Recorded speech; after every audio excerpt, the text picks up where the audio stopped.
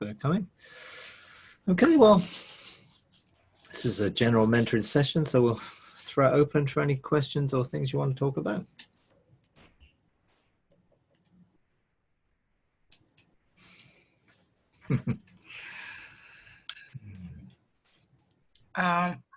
If nobody's going, I don't mind having a go. Hi, Mike. Hi. Hi, Mary. Hi, Laura. Yes. Thank you so much for the advice you gave the last time we were together on Tuesday. You know, about the homeless mandate. Yeah. It prompted me to ask Father, and one of the guys that the Lord put us together with, it turns out that he knew more about what the church had than I did. And so I asked him, and he told me, oh, the church has a kitchen. I didn't know that. And it turns out the church has a charity that the pastor's wife, well, how does it go? It's I think she had a vision to do a homeless something. So she's got all these contacts. She has access to food and supermarkets and everything, but nothing was going on because she wanted people who were passionate to be able to, you know, to work with it. And so this guy says, oh, we actually have a team. And, you know, he briefed her a little bit about, you know, what's been happening. And so, yeah, I was really grateful. So, yeah, things are beginning to take shape. Good, excellent. Yeah, it's always good to communicate as openly and as widely as you can before you do anything like that. Just because, as you say, now you found out a lot more because you've asked questions. Sometimes, you know, God stirs us, puts us into his desires, and then we find that connects up with lots of other people.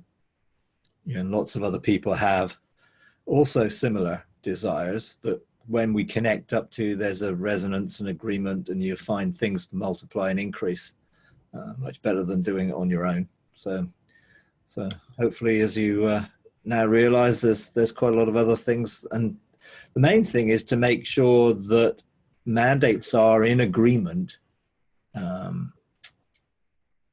rather than assume. You know, I would never assume, oh, well, just because we have a similar heart, that it's the same mandate. Check it out and make sure that you really feel, you know, your spirit resonates with it, and you can be wholeheartedly in outworking it. Because if you have something that God gives you and then you join with other people, if the hearts aren't correct, then you can end up feeling frustrated because you can't feel free to do what you feel God's calling you to do. So you've got to make sure that you can fulfill your mandate with other people. And if that's okay, then go for it. You know, if it isn't, then you've got to make a decision. Well, if I'm not going to do it in this way, then I've got to be willing to do it in another way. And sometimes, you know, you won't know until you really begin to get close enough to people to find out whether people's hearts are the same. Because there's a big difference between having a similar vision and having hearts that are joined together. And then you can connect and work relationally with people. And that's what God obviously wants, is a relational perspective with him and obviously with each other. And you only really find that out when you really get to outwork things in practice. And you know, whenever I'm connecting with people with benches and connecting people together in what they're doing, I always want to make sure that they are communicating, sharing openly, getting things out on the table, sharing heart. And then there's no misunderstandings later. Oh, you didn't tell me that. Or, you know, I wasn't aware of that. You know, make sure that you get that sort of openness and transparency about what your heart is in it and what God is calling you to do and what their heart is. And then really see, to ensure that there's a heart-to-heart relational connection, not just a similar vision. Because lots of people have similar visions. It doesn't mean that they can walk together and work it out. So yeah, go for it.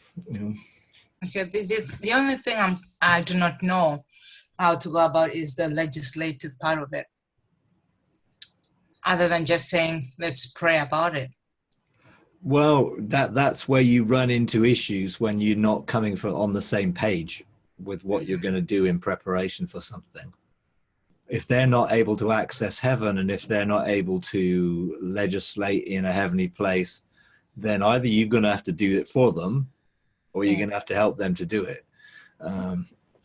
And that's again where unity comes in. It's not just how you're going to do things practically, but how are you going to prepare things in heaven first? Because that it has to be prepared in heaven before it can outwork on the earth. So it is definitely worth checking all that out and sharing with them. Look, when we're going to pray about this is what I do when I pray. I go into heaven and I engage heaven, and I find a heavenly strategy, and I decree and declare things in heaven before they're outworked on the earth. They may not understand that, but there's an opportunity for you to share and help them understand. Otherwise, you could end up getting frustrated if there's a resistance to that, or you feel, well, I can't talk about that. If you can't talk about it openly, then you've not got the depth of relationship to begin to go into a ministry together. You know, seriously, if you honestly can't talk openly, you can. I can talk about it openly, because the last time we stepped in and we went into the Court of Strategies. They were fine with it. One of the guys is actually quite mature in the spirit. He has a relationship with the Lord, like an intimate relationship, and it's been guided, by the Spirit. So I feel confident about that. And what the Lord did before we actually got to that was establish a relationship between us, and kind of like form that bond, and then kind of like then it led to this. Okay, good. Yeah. And so I feel one lady from America joined us, but she's going to be going back to America. And next Sunday, we're going to have a meeting. So, yeah, I don't have a problem sharing it with you. Good. Okay, I mean, part of some of when I answer questions in this, I'm not just answering questions for you, but all people who are going to listen to this, because people will be listening to it in all sorts of different circumstances and situations, and it helps sometimes to have a balanced overview of things so that people can see, well, where do I fit into something like that? If I was going to go into that type of thing with somebody else, it's worth thinking about it and ensuring that you do have a relational connection. So anyway, okay. Thank you so much. Thank you. Okay. All right. Anyone else got anything they want to talk about or share, ask today?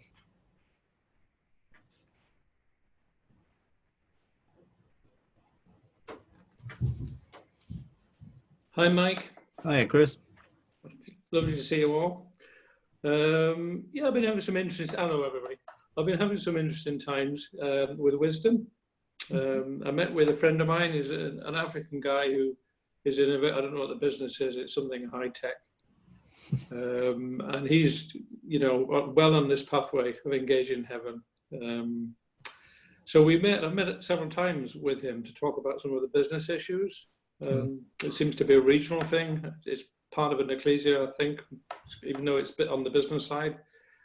And we sat down last week and said, well, let's engage heaven over a couple of issues for the business. And then wisdom was there, so we engaged wisdom. And had this great conversation, which helped develop a strategy over a couple of things. So that was really interesting. And then wisdom opened a book, which it was something to do with Shola's life, and the page that opened, she brought a ring out and gave it to him and said, this will give you access. When people see this, when you're wearing this ring, they'll know that you confer with me about these things, and heaven will respond because of the authority it carries, something like that. So that was in it, but the strategy was good. And I just had a lovely half hour or so there with wisdom again, showing me the book of my life today, and helping me understand one or two things. And it's just very profound, isn't it? When you engage wisdom, it really is a lovely experience. And she's always good-humored and loving and supportive and very warm. And I think the secondary consideration is what I'm seeking her for. She's more interested in letting me know I'm loved and God's pleased with me, and heaven is delighted that somebody's accessing these things. Yeah, I got a key in a dream. It was in a court of heaven a few years ago, and I got this key, and it opened all sorts of doors for me. And I didn't know what to do with it, so I after last year sometime, I spoke to Wisdom about it. She said, "Throw it in my garden." I said, "Okay." So I threw this key in the garden, and the day after, there was an enormous tree where the key had landed, and the fruit is there. I had some today, and there are keys inside the fruit. It's like a wisdom tree, but it's more than a wisdom tree. It's like all these wonderful keys, and it's just delightful, really. So I'm just enjoying encounters with wisdom, developing strategies, and even with other people, because it was quite a profound experience with my friend Shola. And he's potentially got some very big business deals going on. I think he has the capacity to generate wealth in the kingdom, He comes from an African background where I think his tribe in particular managed most of the gold in that particular region. And there was lots of corruption in the family, and one generation renounced wealth. And that seemed to be something, that a curse of some kind that fell upon them. But we've been lifting that, and both doors have been opening, new business things have been popping up all over the place. And it's quite profound, really. But he really engages God, has many visions, trances. Every wakes up in the night and heaven just opens, and he's got this lovely relationship with Father, where they kind of just love hanging out together. So, and he's one of the leaders in the local fellowship I go to, and potential teacher of some of these things. So, yeah, wisdom, strategy, heavenly doors. She's saying today that many doors will open for you, and I thought, well, which doors in heaven? And then I remember the doors that you went through on Wisdom's Heights, to preach to your family. But I sense there's a lot more doors I've got to explore in heaven, not just necessarily in courts, but in other places as well, because there are more than courts in heaven, I would think. Yeah, there are many doors that access different dimensions, different places of engagement, and yeah, the ones on Wisdom's Heights, when I engaged them, were the one that went under the earth, but there were those out into stars, there was those into the atmosphere, those into the earth, those into Zion and further into Zion. I mean, lots of places to explore. I mean, I don't really explore them much now, but only when I'm sort of really feel led to go back there. But I love the fact that wisdom is founding everything relationally, because of when you read Proverbs 8 and you hear there where she was in the beginning, and I mean, verse 22 in Proverbs says, "The Lord possessed me at the beginning of his way, before his works of old. From everlasting I was established." I mean, that's an indication of the sort of the depths. From the beginning, the earliest times when there was no depths, I was brought forth. There were no springs of water before the mountains. They're all sort of very figurative language, obviously, and very poetic, but an indication of the depth of relationship she has, which she wants us to have so that we can rule. I think, out of the relationship does come responsibility, and you get sort of this verse 15 sort of says, by me kings reign and rulers decree justice, and by me princes rule and nobles who judge rightly. And there's lots of obviously positions within the kingdom that we have to access in terms of who we are, what we're called to do, and then there's lots of things we need to do. Reign. Well, we know we're called to reign and to rule, but also to decree justice, and knowing that justice is restorative from God's perspective, and then to judge rightly. There's a sense where we do have to judge, but we have to judge out of the relationship and out of the love, and judge rightly so that we can decree justice. And these things work together relationally, but also work together in a governmental sense of knowing who we are and governmentally. So I think, there's all sorts of doors and places to engage. see things open up, and they are quite, sometimes very deep encounters. Some of my encounters on the Firestones, I engaged wisdom there, and that springboarded things for me into a completely different level. I find, I don't sort of hang out a lot. I used to hang out a lot more before. Now I sort of spend most of my time with the Father, but actually there are times when there's something significant going on, and then she shows up, or I get a sense of needing to go and engage with her and that sort of thing. But it's very much relational, and I find the other angels that are there, well, beings, whatever you call them, prudence and understanding and knowledge. There's a whole sort of collection of angels or beings, if you like, that are part of the whole process of helping us come into an understanding and an experience of our destiny and our identity in God, and what we're called to do. And obviously you can read that chapter in Proverbs 8, and as I would have done years ago, and completely missed the fact of actually that they are living creatures and beings, and just sort of, well, that's just talking about Jesus and an aspect of Jesus's character, whatever. Well, it is an aspect of God's character and nature and ever, because it's expressed through it. But there's obviously the personal aspect of it is something which I guess is different. And now we can engage heaven and engage that way. So, yeah.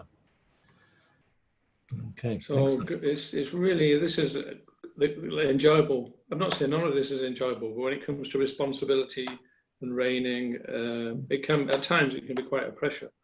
And it's meant to come from rest and our own submission.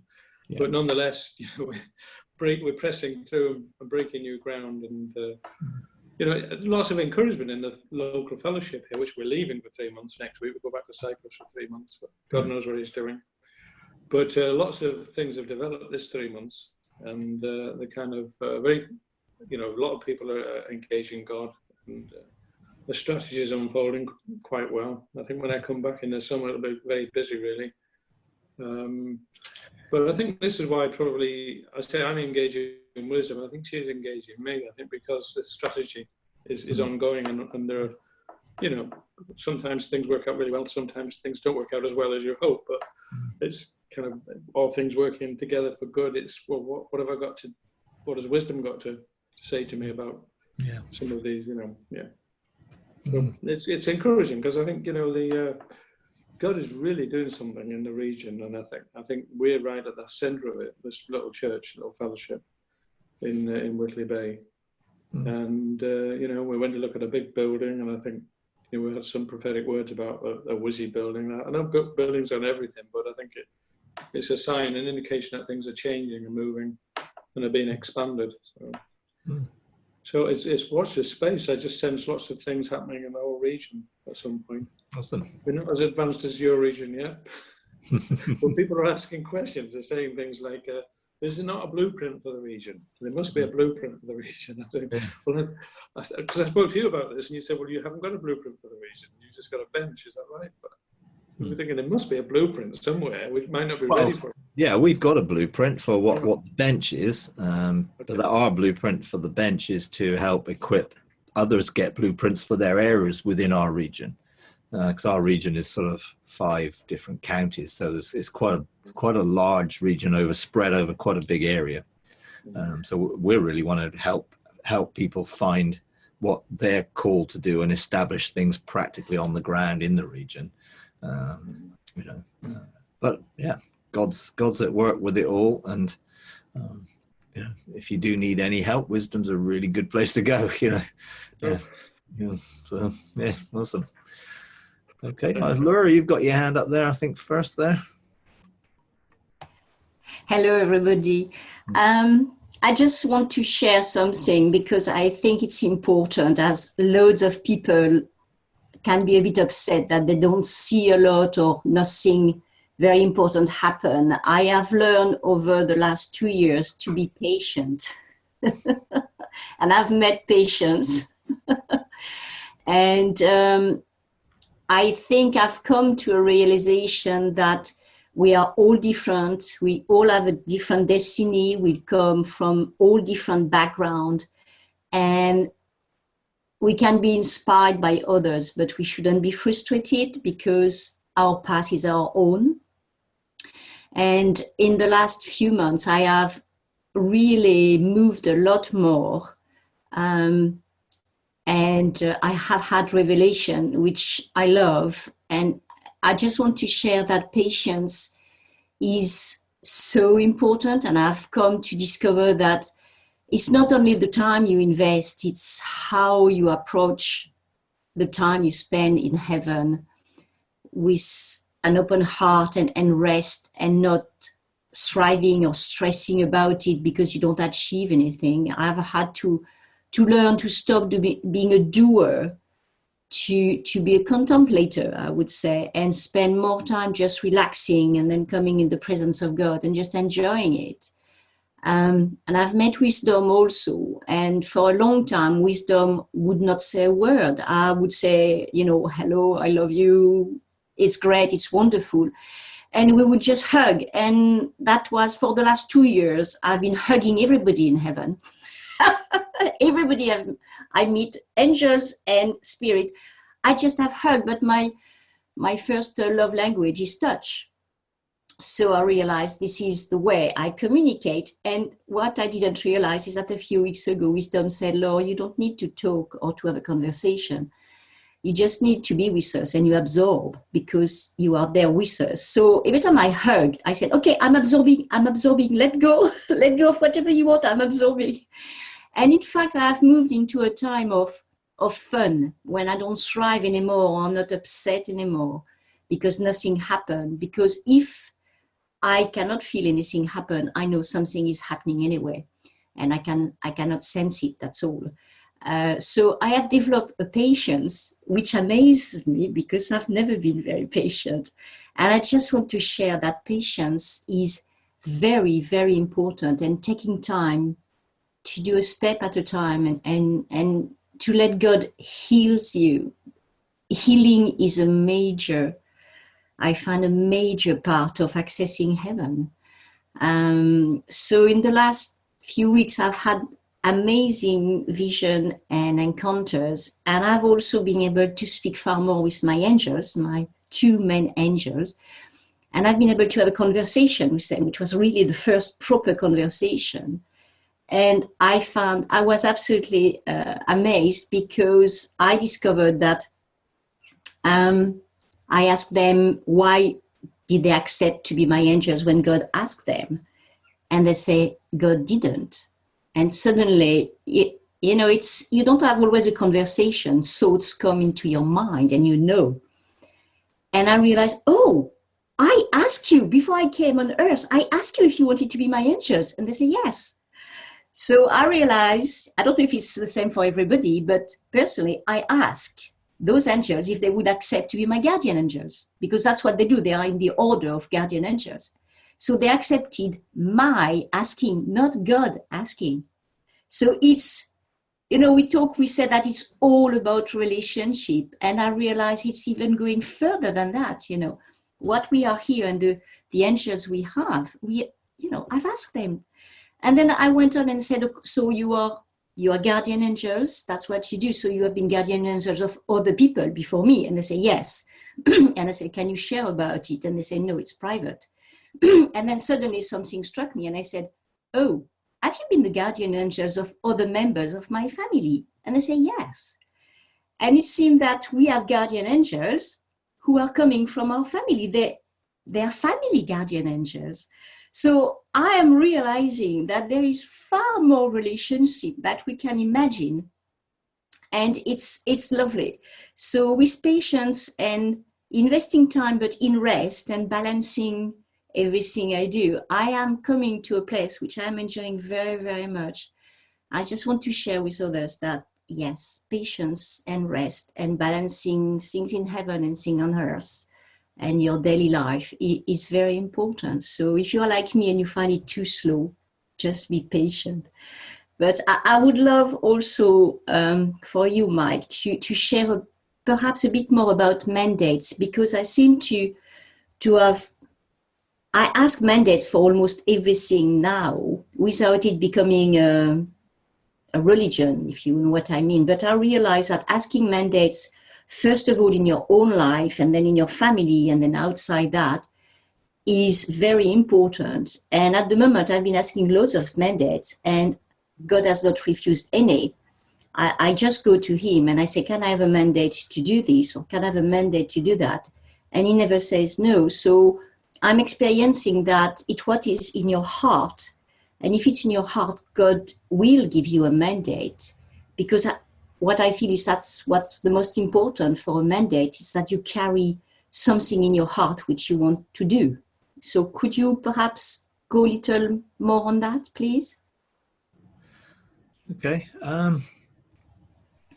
In terms of the patience thing, that just to start on that, just because when it comes to mandates and everything else, the rest and the patience is what leads up to that. You know, I remember going back a couple of years when we first connected, and I remember you saying, well, oh, I don't really see much, or I don't really gauge much. But now you're talking about it as if, hey, it's everything's changed. But it's a process in that time. And I think that's where some people can get into problems when they try and force it, or they want what someone else has got rather than, well, their own relationship. And, you know, it took me years and years to get to the point of being able to hear and then see and engage. Now, I know now with Forerunners, you open up a door and people can come in, but it still has to be developed. You can't get it by magic or someone giving it you. You know, it's a relationship. So it does need developing, and patience is important to engage the relationship. But also when you do begin to do things legislatively or governmentally, realizing that there's so much preparation that needs to be outworked before you necessarily see everything outworked on earth as it is in heaven. And if you looked at our government, when they produce a new piece of legislation, it goes through all sorts of processes. You know, it's, you know, a green paper and then a white paper, and then it's discussed, and then amendments are made, and it goes through a whole series of processes before eventually it becomes a statute and it can be used. And so a lot of what we do also does the same thing. You know, there's an ongoing process that's preparing things in heaven so that eventually we will see a manifestation on the earth. Some things happen quicker than others, and patience in that, and rest in it rather than striving or frustration. I think frustration is probably the biggest emotion that people feel. Well, why isn't it happening? You know, I thought, and particularly if they believe that these things are a shortcut, because everyone sort of likes a shortcut because you don't have to take as long and you don't have to put the effort in. But in reality, that's not how this works. Relationship is never a shortcut. And so it outworks that way. And I like the whole thing with guardian angels, and because I know engaging the court of the Lord, when we received our blueprint for this physical realm, is where our angels were connected to us. And I guess, you know, some people may ask them and some people may get them assigned, I don't know, but that's a whole place where you can reconnect with them as well there. But mandates in themselves, I used to go and I would ask for a mandate. You know, that was the only way I knew how to do it. I would go before the ark of the presence of God and I would look for, well, what's your will for me?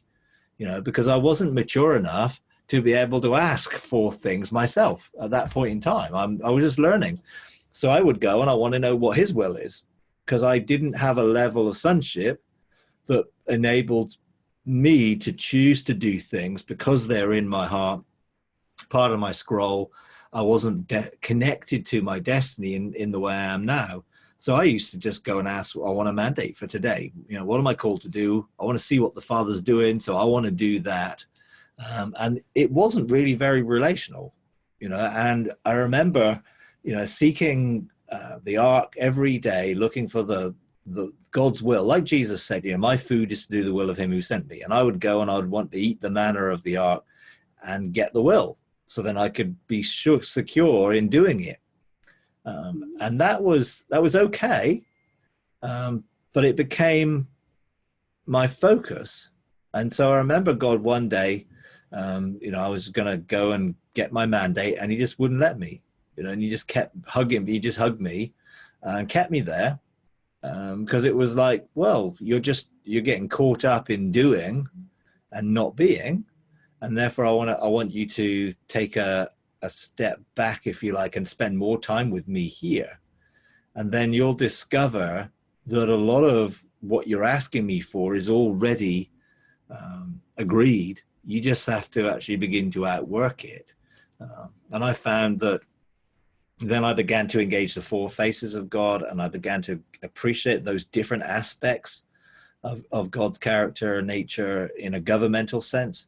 And that began to change things mandate-wise, in that rather than going and asking for a mandate, was like realizing that I already have a mandate, and then I can go and ask for other things or do other things because of the mandate I've already got. And each day I only have to outwork relationally what my spirit, being joined to the Lord and one spirit with him, leads me to. And so I don't sort of ask all the time, well, what am I supposed to do? I just know what I'm supposed to do because I've spent time and I stay there, because I don't have to, I was stepping into heaven and stepping out of heaven. So I wanted to get a mandate. So when I stepped out, I could do it. When I learned to stay there, it's like I'm always in the place of being in the four faces of God. I'm always in the place of being connected to God's heart. I'm always in the place of being surrendered on the altar, if you like. Therefore, all these things are continual. It's not a linear, I'm going to do this, I'm going to do that, I'm going to do that anymore. So, well, I need to go and get a mandate, then I need to go and legislate for the mandate, then I need to go and outwork the mandate. It became a little bit formulaic, although it was helpful to learn to do all those things in an individual way to understand them so I can explain them and help other people with them. But then now it's much more just being and flowing out of being. That's how it feels. So it isn't like I go and ask for this or ask for that. I just know what I've got a mandate to do. Now, sometimes I don't know, particularly if I see something and I'm moved by what I'm seeing, that is not always with me an indication that I have authority to do it.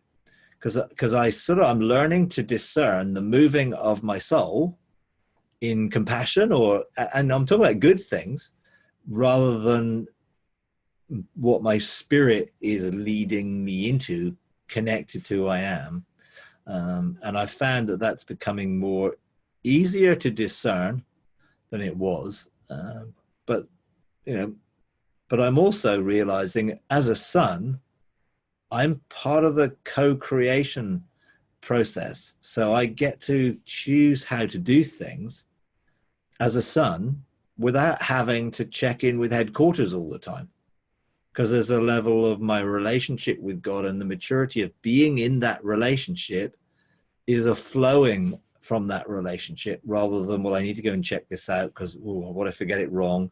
And so sort of my being able to choose to create a reality that aligns with the heart of God has increased, and sort of aligning myself with the heart of God is because I'm connected to the heart of God. I'm in relationship to his heart. I know his heart. And more as he's unveiling that, it's easier for me to choose to do things out of that flow, So I think there's all sorts of different processes and a sort of ongoing maturing to get us to the point where we can just be. And then we're sort of just being in I am. And that's the sort of intimacy which Jesus had, in the sense of knowing what the Father was doing. Wasn't well, I'm going to go and check it all out, but more, I'm going to hang out with the Father and his heart's going to be unveiled. And then I'm just going to know what his heart is. And then I get to choose how to outwork his heart in my sonship, just like Jesus did. Just like Jesus chose to do this miracle that way, or to do this healing that way, or to do this another way. it was all flowing out of the heart of God because he was in that intimacy of relationship. And obviously that was pure. Often our hearts are mixed, so we're in a process of transformation, restoration, so that we flow out of that. And I think, when you sort of discover who you were before you were here, you realize that you were already out working your mandate before you ever had a physical location to do it. There is a heavenly aspect to it as a son in light and everything else that is still ongoingly connected when we become a soul, a living being, a soul. When our soul is formed, there's still a connection to, but we're almost amnesia. We've lost what we were doing before we chose to accept this scroll, not realizing that our scroll had an aspect to it that was before we became a physical being. And that sort of disconnect, God is wanting to reconnect so that we can become whole in time and outside of time and eternity. This convergence with time and eternity, which isn't just God's heart converging with ours, which is great that it does, but also we get to converge with who we were so that we can continue that in a way now, and then whatever's in the ages to come, there's going to be an ongoing aspect to that. So if you're unsure about anything, by all means ask God for a mandate, or ask him to give you a mandate if you don't even know what to ask for. Sometimes it's like when I was at the beginning, I had no idea what to ask for. So I had to go and trust that he would show me what his mandate was for me, because I didn't have the level of intimacy that would reveal it. And then when that sort of began to increase, then I began to just know much more. And I would ask him sometimes, can I do this? But most of the time now I know whether I need to do that or shouldn't do it, because I don't feel my spirit causing me to ask. A couple of years ago, there was lots of stuff happening in the world, and I kept asking God, do I have any mandate to deal with this? Or can I deal with this situation or this weather pattern or whatever? And I was asking, in a sense, because I'm connected to creation, but I wasn't clear on what that connection really was about. I do believe now I have a much clearer understanding of how I connect to creation and what my destiny is in that. And therefore, I don't feel as much, should we deal with this or should I deal with that? Because I feel, someone else is dealing with that. I just feel, and I know because I'm available, God can ask me if he wants, because I'm available, and I do believe that if someone turns down what God is asking them to do or what is, then other people will step into that. And I know I've done things which weren't probably ordained for me in one sense, but of course God is on the fly rearranging everything to make sure everything gets done. So sometimes we get connected to things that we weren't necessarily always connected to, if you like. But it's an ongoing relational thing until it's just being. I think that's the point where if we can just be and see that's who he is, I am. I am that I am, that I am, that I am. And we are to be in that relationship with I am. Then sort of the need to have it all neatly packaged and tied up in a nice package to keep ourselves safe and secure in it sort of goes away, and we can trust.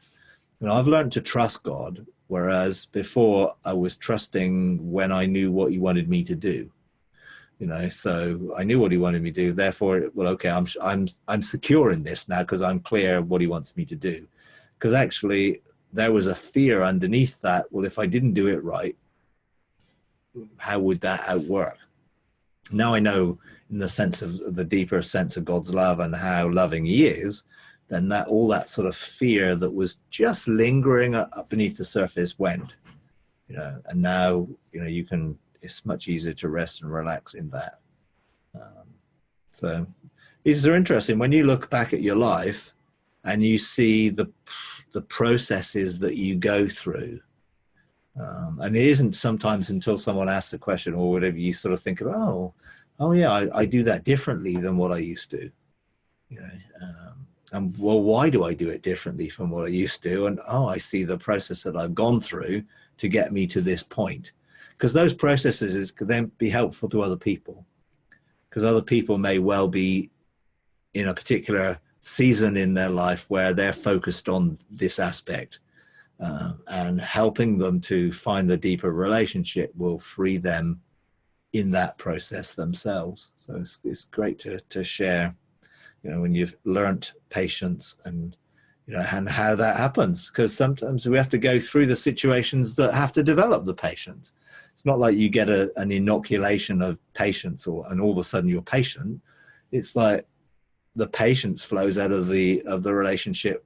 You're more like God, because one of his fruits is patience. So you're actually becoming more like him because you've spent time with him. You've become that which you've beheld. You know, it's all flowed out of that. So yeah, awesome. Okay. Just to follow up what you said. Okay. Cool. Just being. Yeah. Remember sometime back I asking the Father why is it so difficult for us to raise the dead? I mean, very few people have done it, and even those who have done it has just managed to raise a few people. And he said, you're the source of the transmit life. So after over-analyzing that, I went back and says, well, how do I become a source? He said, just be. Yeah. So after over-analyzing, just be, I said, well, that sounds like something a Buddhist would say. He said, well, look at it, if you plug a lamp into the socket, it gives light. It doesn't think about how does it convert electricity into light, because by definition, the bulb produces light. So us plugging into the source, by definition, we transmit life. So yeah. I guess that's the area that takes the pursuit and desire to just be plugged into that relationship of being and not doing, to try and establish that. And for everybody, I guess there's a lot of a lack of identity has come because of the lack of intimacy, and therefore the motivation to do things is driven by the need for recognition or acceptance or affirmation, those things, rather than when you're plugged into it, you've got a total source of affirmation and approval and acceptance and love and all the sort of deeper emotional needs that we have been created with. I mean, God made us with those needs so that we would find them in him. You know, that was always his intention. Of course, we tried to find it elsewhere and created huge problems for the world and for ourselves, because we've tried to draw from a source which can never enable us to be. We're always trying to be something rather than being something or somebody. And as you say, just connecting to the source is where all that flows. But so many people are trying to connect to the source. You know, they're trying this and they're trying that and they're trying that, rather than just resting in the source and letting it flow. And there's a lot in terms of sonship that God wants us to realize when it comes to engaging him and realizing that we don't have to do all those things. And we can let them go, and we don't need them to affirm us or give us identity or anything else. So, yeah, it's great. Yeah. Okay, Agnes, you've been very patient there with your hand up, so there you go. Oh, thank you. You're rewarded for your patience. Thank you so much for your emphasis on the Father's love and, the freedom that it gives. It has enabled me to let go of had such a fear of getting things wrong. But every time it creeps up, I keep saying, the Father, I remember what she said, and I let it flow, and it has freed me a lot in just going ahead and just resting and seeing things unfold. I just wanted to ask you, what do you know about crossing the threshold, the spiritual threshold? Depends what threshold you're talking about. There's a threshold over every door that you have access to in the realms of heaven. Obviously, the first threshold is to step beyond the veil, which is torn and open for us to step in. So you're stepping into the realms of the spirit, which is the first threshold, I guess, of the door standing open in heaven that you cross. Then every door that you cross has a threshold, because that's what a threshold is. It's actually the bit where you step from one thing to another over that. And therefore there are thresholds that will be between every level of authority, every area within the realms of heaven that you need to go through into, that you cross into. And usually there is something which is not a test, but there is something which either causes us to take that step or sort of causes us to hold back on that step. And I would have always been so wanting to know what was on the other side of the door that I bludgeoned through a few of them without really having the permission to go in there. And I learned from that because my desire for knowledge outweighed the wisdom that I had to use it once I got it. So God allowed me to go into some places because I had a desire to go there for the pursuit of knowledge. And I realized that that wasn't always the wisest thing to do.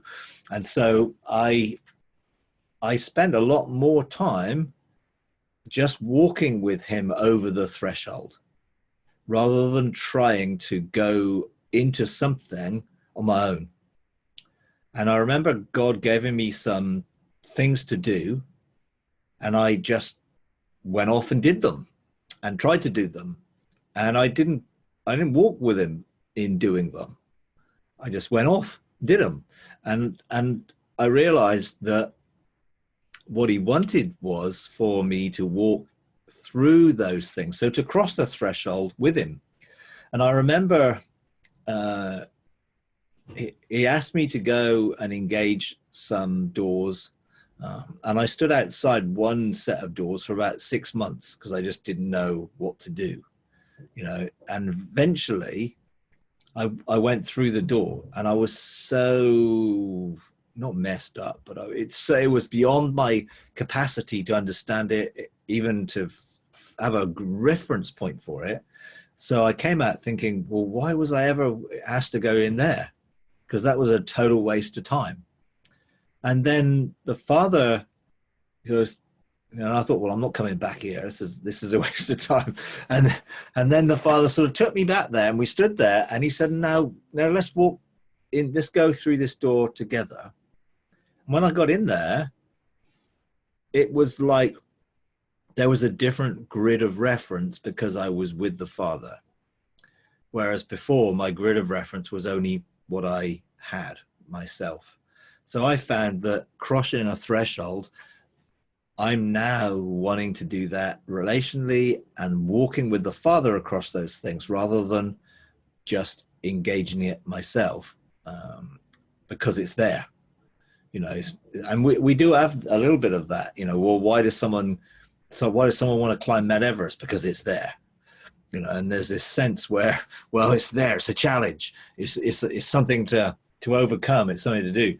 And I realized that some of my pursuit of those things was not motivated relationally as it should have been. And so I tend to be more circumspect before crossing over a threshold into something new, because I've had experiences in the past which I've learned from, and so I remember the Father inviting me into a different place, and sort of just waiting there, and so, well, I'm not going to cross, without you, and that was really helpful, because when I did cross, it was like, I'm really glad he was with me, because I would have really struggled with what I saw and what I engaged without him being there,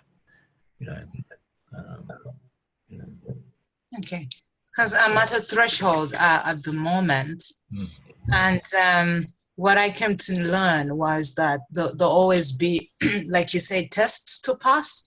And I was like, what is the marking scheme? Like, what do I even know that I'm being tested on?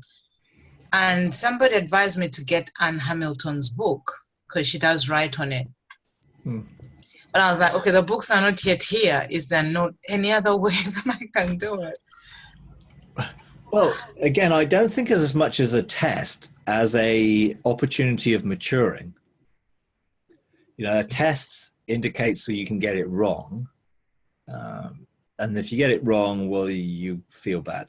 It's more God gives us opportunities of maturing to a level that we can go into another position or another place. So there will be a threshold between the kingdom of God and the kingdom of heaven. There'll be a threshold between the kingdom of heaven and heaven. There'll be a threshold between heaven and heaven of heavens, and then on perfection. There's a sort of a maturing that opens up the realm to cross, and that I've found, and sometimes in the early days, God sort of took me, and I had an encounter where I crossed the threshold because he took me across. And I think, looking back, there was a sense of being faithful with where you are. I think it's not so much as a test as, are you faithful with where you are at this point in time? Are you faithful with the revelation you have now? Are you faithful with the position you have now? Because faithfulness is what's rewarded. Not, well, I'm testing you to see if you have this knowledge or you have this information, or it's a test, I think, sort of sets it up as if God is sort of waiting for you to fail. Whereas opportunities of maturing and being faithful in the level you are now, and not desiring to want another level for the wrong motives. That's certainly what I found. When I was content, I found that God was much more inclined to move me into something else. Whether I'm always looking for the next thing, and I need to have the next thing, because that isn't rest. Rest is being faithful in that which you already have, so that God then can unveil something more to bring you into another level. And if you feel you're at the threshold, go back to the relationship and say, well, am I content in this? Have I been faithful here? Have I been faithful as a Lord? Before I want to go and pursue being a king.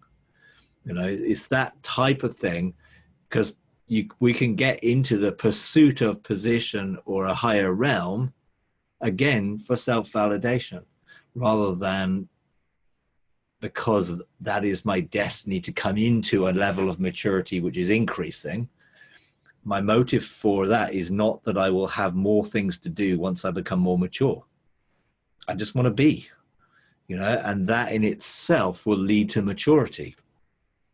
Jesus said, all of us who are weary and heavy laden, come to me and find rest. Take my yoke upon you, learn from me, because I'm gentle and humble in heart. And I think that is the point. If we are gentle and humble in heart in the position that we are in, then God can take us to another position. And if you don't feel ready, that's the point to look at, why do I want to cross? Is there something driving me across? Do I feel God is leading me into this? And you can be a little bit reflective and just ask for some insight and some wisdom into, why am I at this threshold? Did I get myself here, or did God bring me here? And that's what I want to know all the time. Did I pursue getting to this place myself, or has the journey that God has me on taken me here? And I think that's a question, always a good question to ask when you're facing something. How did I get here? And am I here out of season? Because I wouldn't want to be crossing anywhere out of season. So I want to make sure I'm in the right season. And that's, you know, the whole Sons of Issachar things. You know, they knew the times and the seasons. And it's really important to know the time and the season, not just the place. Because, yeah, God wants us to mature us into the realm of heaven and, you know, and beyond, but not out of season. And if we force the issue because we have a need that is going to be met by us crossing, then we'll potentially cross out of season and not have the wisdom that we need when we cross, whatever that threshold might be. Yeah. So, yeah. Thank you. Okay. Mary, you got your hand up there? Yeah, hi, Mike. Hi. Yeah, there are two questions that I really have. The first one is, what do you do when you feel like you miss something that God is asking you to do because, you know, one has not actually got the clear answer.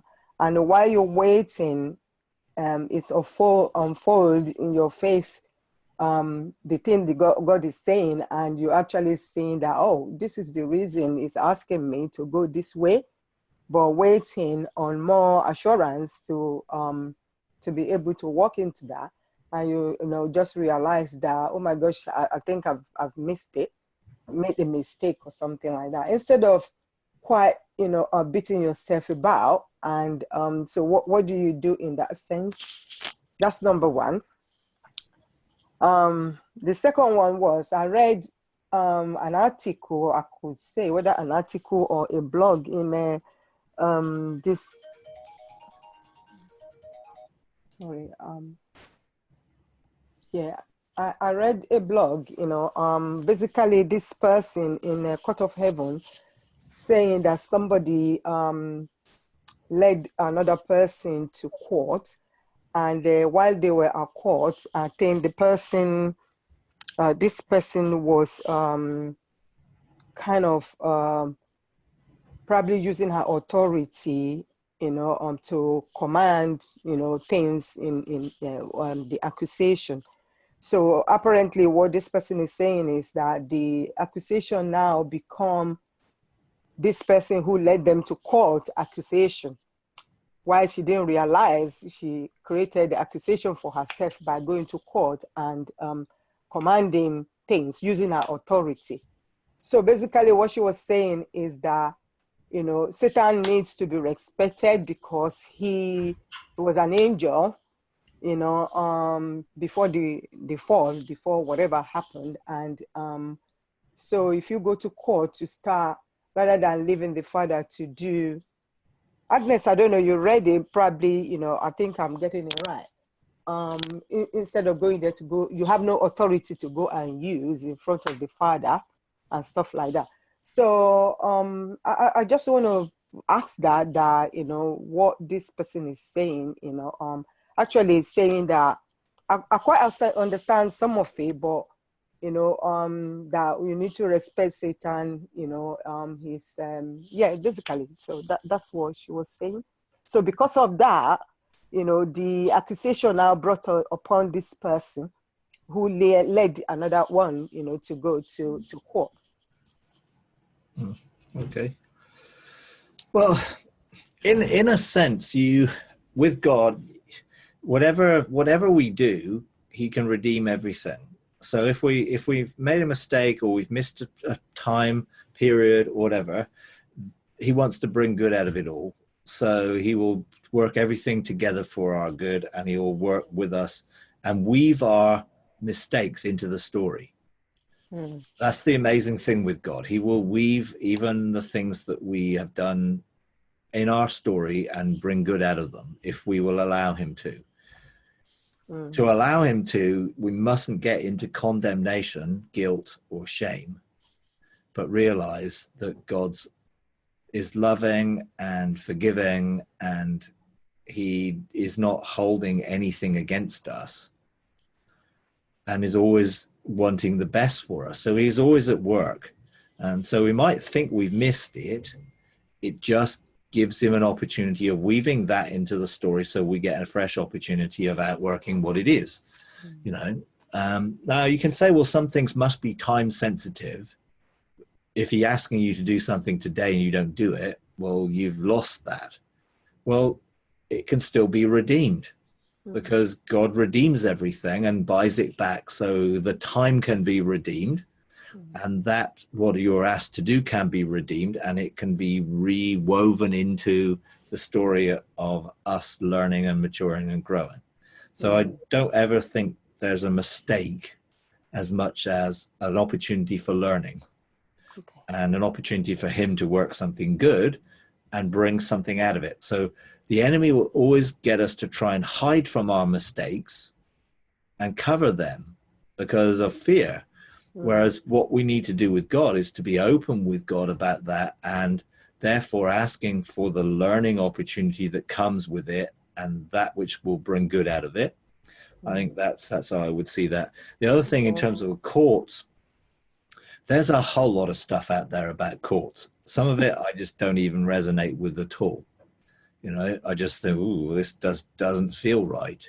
You know, and I had the occasion of talking to someone a while ago, and they were saying that someone had gone into the court, were being led into the court by someone to deal with some issues, and they did not resonate with what those people were trying to force on them. See, if we go and engage the court, we should be hearing the accusations for ourselves, because then we are going to hear what those accusations are, and we can then deal with the accusations and own them. If someone else goes into court with us, they already have their knowledge. If they know us at all, they probably have a preconceived idea of what they know about us, which can influence what they feel they're hearing.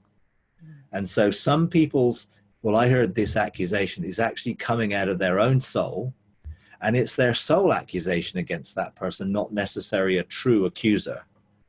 And this person was refused to accept the accusation, just refused, wouldn't cooperate. And so, no, I'm not agreeing to that. I didn't do that. Now, of course, we've got to make sure we're not being stubborn and refusing to deal with what is being revealed, but not, you have to be moved in your spirit to say yes. Because it's like, if you put your hand up to an accusation, which isn't yours to accept, then you're accepting a position that opens up the opportunity for that to manifest. So you've got to be careful not to accept false accusations that come through people. I don't believe the enemy can lie before the judge. So when I hear an accusation that comes from the enemy, I believe that accusation. Sometimes I don't resonate with it in my own life, but I then go and say, does that accusation relate to someone in my generational line? Or sometimes, do I have a blind self area that I can't see the accusation? Because if I have, then I want that to be unveiled so that I realize what the accusation, how it relates to me. But I don't like people, I wouldn't want anyone doing a court case on my behalf, personally, if I was able to do it myself. Because I've been in corporate court cases, and sometimes I know what's being said is coming out of people's souls. You just know.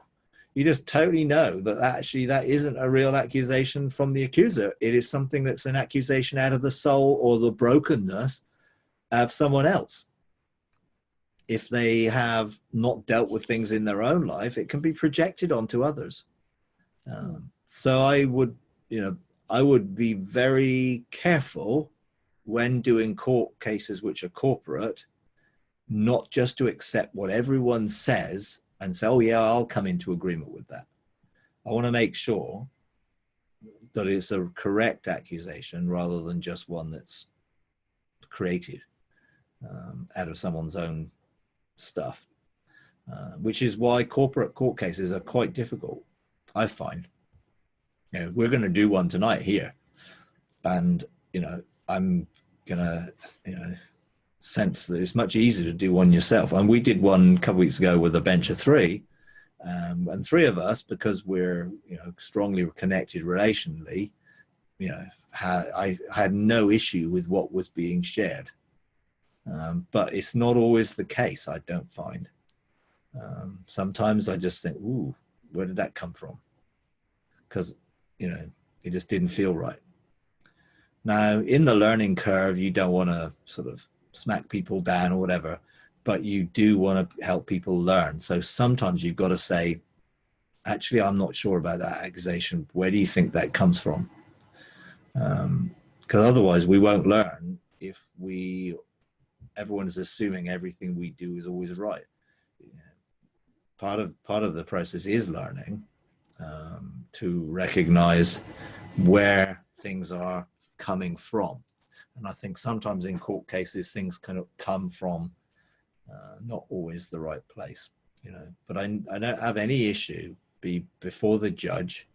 And actually, if there is something which is not accepted into evidence, then it won't really have any effect on the verdict, you know, because the judge is going to weigh the evidence because he knows where the evidence is coming from, you know. But I wouldn't want to be accepting accusations that aren't mine, you know.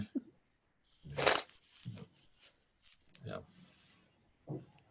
Yeah, I think, thank you, Mike. I think basically what she was saying is about how people get counter, like a flashback from the enemy, like a counter attack, you know, when they go to court with someone else and the person got attacked, you know. Sure. Well, if you're being attacked, it's because you don't know your authority. And I wouldn't want to be in a court not knowing my authority. So it's the verdict that gives you the authority. I go and I first recognize I'm standing under the covering of God's love in the new covenant, under the covering of his blood, under the covering of his word to me. Therefore, I'm standing in identification with him. So I'm covered by the judge when I go to court. So the judge is in charge of the court. The enemy's not. The enemy's just there as an accuser. The judge is in charge of the court. So when I'm given a verdict, I need to take the verdict and use the authority of the verdict to administrate it. If I don't do that, then nothing really is going to change. And I might be open to a future attack if I don't actually use the authority that I've been given. You know, and so it is important to what you do with the verdict. The court case hinges on how you administrate the verdict. Because if the verdict was guilty, and then God gives, obviously, our accepting the accusation as being guilty, and then God gives me a not guilty verdict, the purpose of that is so that the enemy, that verdict, that judgment will be released. So the enemy then is aware that you are no longer guilty, and he has no authority to administrate that unless you continue giving it to him. And this is where using the verdict is really important, taking captive the thoughts, applying everything to that verdict, working that verdict out into our lives so that we don't operate that way. We don't think that way anymore. We don't act that way anymore, because now I'm free, because the verdict has said not guilty. The enemy has no right to accuse you. Now live in the good of the verdict. But it's a process. You can't just, oh, great, I have the verdict. That's it. I don't have to do anything. You have to outwork the verdict every day. And sometimes that means that you have to challenge the behaviors and the mindsets that you previously have habitually been in. Because generally, if you're dealing with some accusation, which is a personal nature about our lives, the way we're operating, you know, an issue you want to get dealt with, it's usually because you've had a problem with it. And that's probably been something that's been operating in your life. So when you then get the verdict, you have to change. Now, you don't change in your own effort. You change by using the authority of the verdict. I have a right to be different. I choose to be different on the basis of this right that I have from the court. And it's that type of thing that you continually to outwork. Otherwise, it becomes, well, I've got a verdict, I will automatically change. You won't. You know, nothing's automatic unless we apply it. You know? And in this situation, you know, unfortunately, when something new comes out, it can be adopted by people who really don't understand the process or what it does. And there's a lot of people using the court system as a form of prayer. They're not stepping into heaven. They're not actually engaging the court. They're just using that as a format for prayer. This is a new, more effective way of praying. Well, it isn't. It's actually a way of actually engaging a spiritual realm.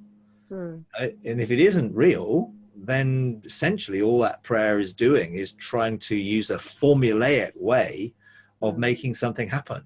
Well, I want to get my blessings out of heaven, so I'm going to pray judicially rather than pleading for asking God for it effectively. So it can turn asking God into I'm decreeing and declaring without really having any sense that you've gone there and you've really got a verdict. And I think a lot of people are doing that. From my looking around the internet and looking at what people are saying, I think some people are just using a court as a, well, I'm going to make declarations now rather than prayers because I have authority to make declarations. Well, we do, but not unless we've got a verdict to base them on. You know, so there is a lot there which I think does that. Sorry, Mary. I think the article was talking about dishonoring the courts in whichever way. Yeah, that you could open yourself up to attack. Yeah, so it was about dishonoring the courts. Sure. Well, yeah, if you don't honor the judge, then yes, I mean, essentially, but it's like, what are we careful is we don't need to get into fear. You know, I am there and I'm in there with my dad, who's the judge. You know, so I'm coming in a position of sonship to accept the just verdict of my dad. You know, so I don't have to be fearful, but dishonoring, how would you dishonor the court? Well, you can only dishonor it if you don't honor the father, and if you lie, if you're deliberately not accepting accusations that are true, or if you're being dishonest in some way, then you could dishonor the court. And of course, yeah, that potentially could create problems, you know. I think it was talking about dishonoring Satan, not recognizing him being Agnes, dishonoring Satan because he was an angel. You don't talk to him somehow, you know. So that was what. Well, the whole point of a court, and this is, they go back to Zechariah 3, 1-6, and the whole point was the accuser was there, accusing. So it's not dishonoring to want to hear the accuser. That's the whole point. You know, the enemy is accusing day and night. So to be able to go to the court, if you can't go to the court to hear the accuser, what's the point having a court case? Doesn't make any sense to have a court case if you can't demand to hear the accusations. That's the point of the legal system. You cannot be on trial unless you've heard what the allegations are. You have to come under the thing. So no one could try you without actually saying what you're on trial for. So you have to be able to hear the accusations. So I don't think you're dishonoring, you know, I mean, you're sort of dishonoring Satan. Yeah, well, I mean, Satan doesn't turn up at my court cases very often. Yeah, never. You know, it's my familiar spirits that turn up rather than Satan. So, you know, I think there is a sense in Jude where we need to operate correctly and not rail on, some of the spiritual warfare that used to go on used to be pretty bad. I mean, it would be like, hurling accusations at the enemy or whatever in a very derogatory sense. I don't think we should treat anyone in a derogatory sense. And it talked about the body of Moses, and there was this sort of argument between Satan and Michael, the archangel, and Michael's response was, "The Lord rebuke you." He didn't rail against Satan himself. Well, that's what a verdict does. The verdict is the Lord's rebuke, a release of that judgment against the enemy. So the enemy knows that he's been rebuked and his authority has been removed. And that's done by the judge, not me.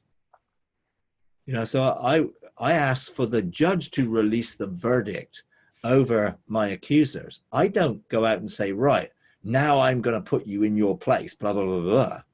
And if people were doing that, then that could be a disrespecting of the court in that sense, and taking the position of the judge. I don't take the position of the judge. I take the position of the one who's been declared not guilty.